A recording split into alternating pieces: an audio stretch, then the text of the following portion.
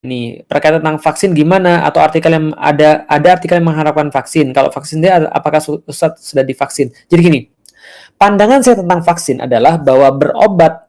Jadi gini, vaksin bagi saya itu adalah sesuatu yang mubah dalam berobat, sesuatu yang boleh dalam berobat.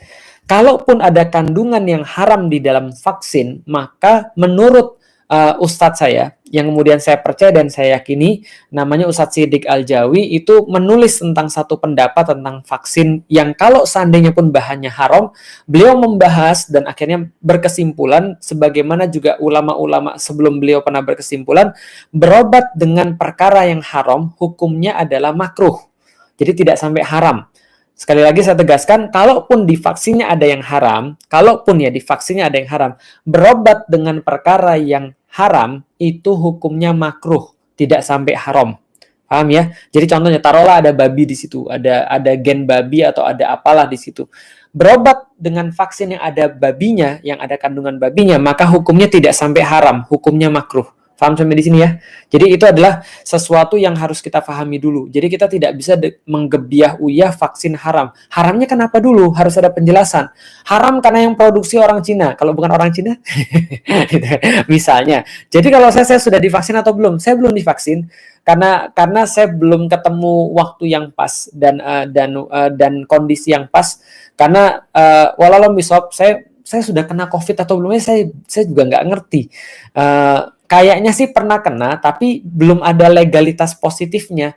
Walaupun kayaknya sudah pernah kena, tapi insya Allah lah mungkin kalau sudah ya sebulan atau 2 bulan lagi sudah nggak ngantri, sudah agak lumayan. Ya insya Allah mudah-mudahan kalau misalnya ada kesempatan yang pas, saya nggak ada masalah sih kalau divaksin. Jadi saya tidak menganggap bahwa vaksin itu haram.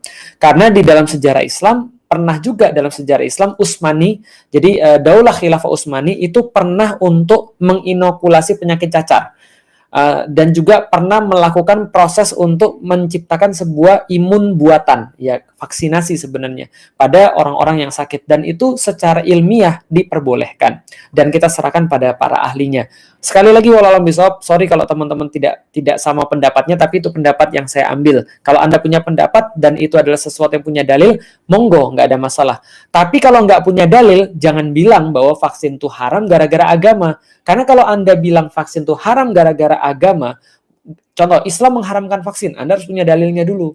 Tapi kalau Anda bilang, saya nggak mau divaksin aja, bukan alasan agama, ya nggak apa-apa. Orang-orang barat juga banyak menolak vaksin walaupun dia tidak pakai agama. Jadi sah saja kalau Anda nggak mau divaksin karena alasan yang lain. Saya nggak mau divaksin, kenapa? Takut, ya nggak ada masalah. Saya nggak mau divaksin, kenapa? Nggak percaya, ya nggak ada masalah. Saya nggak mau divaksin, kenapa? Ini konspirasi, ya nggak ada masalah. Yang penting kalau Anda ngomong kalau ini haram, berarti Anda harus siapin dalil. Dan bagi saya, dalil di dalam agama tentang vaksinasi itu adalah sesuatu yang boleh. Kalau bahannya haram sampai titik makruh, tapi tidak sampai titik haram. Bahkan ketika itu adalah sebuah pendapat para ahli yang mengatakan bahwa semua penduduk itu harus divaksin sampai pada persen tertentu untuk contoh mengejar herd immunity dan segala macamnya, maka ya bisa saja pemerintah tuh melakukan sebuah tindakan paksaan agar orang-orang tuh mau divaksin. Itu ya tindakan yang bisa dibenarkan sebenarnya. Jadi sebenarnya gini ya, yang saya pengen kasih tahu. Mbok ya kita tuh adil.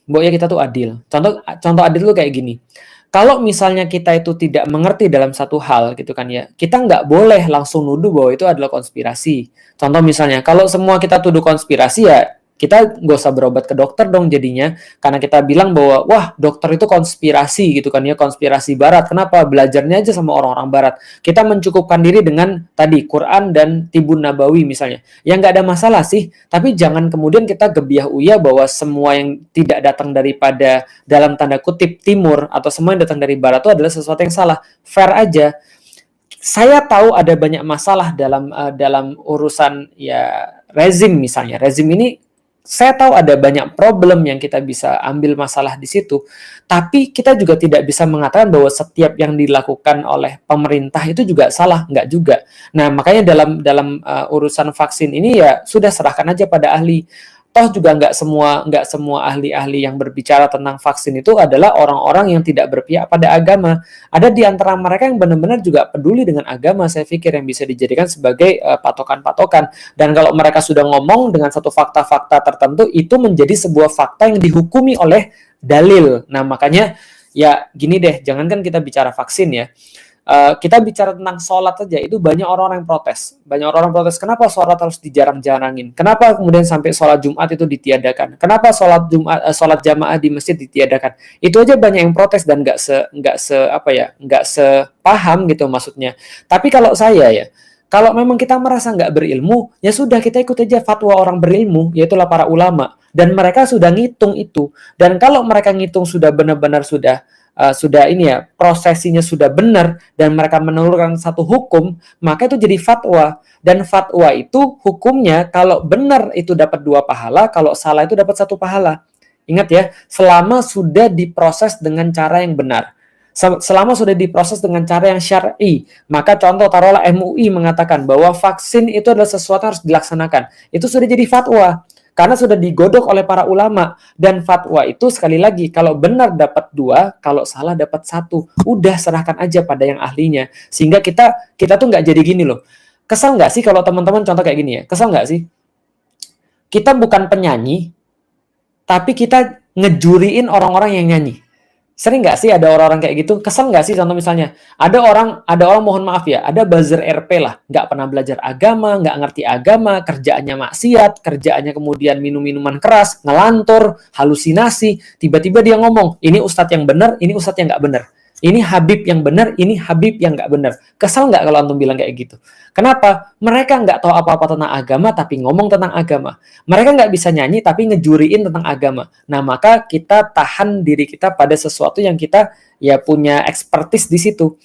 Nah, kalau misalnya itu berkaitan dengan media, kalau misalnya itu berkaitan dengan urusan-urusan interaksi anak muda, kalau itu berkaitan dengan milenial, saya mungkin bisa bicara tentang itu. Tapi kalau berkaitan dengan contoh misalnya tafsir Quran, berkaitan dengan kemudian hukum-hukum fikih, mungkin saya harus mengambil pendapat orang-orang lain yang lebih ahli.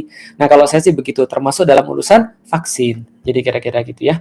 Jadi sudah saya jelasin, mudah-mudahan lengkap.